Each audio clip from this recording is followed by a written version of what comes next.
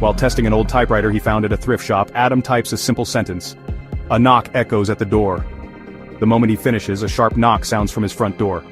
Chilled, he types another line. The door slowly creaks open. His breath catches as the knob turns on its own, the door swinging open to reveal an empty hallway.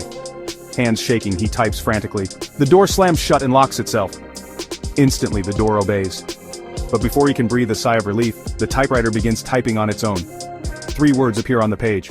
Don't turn around.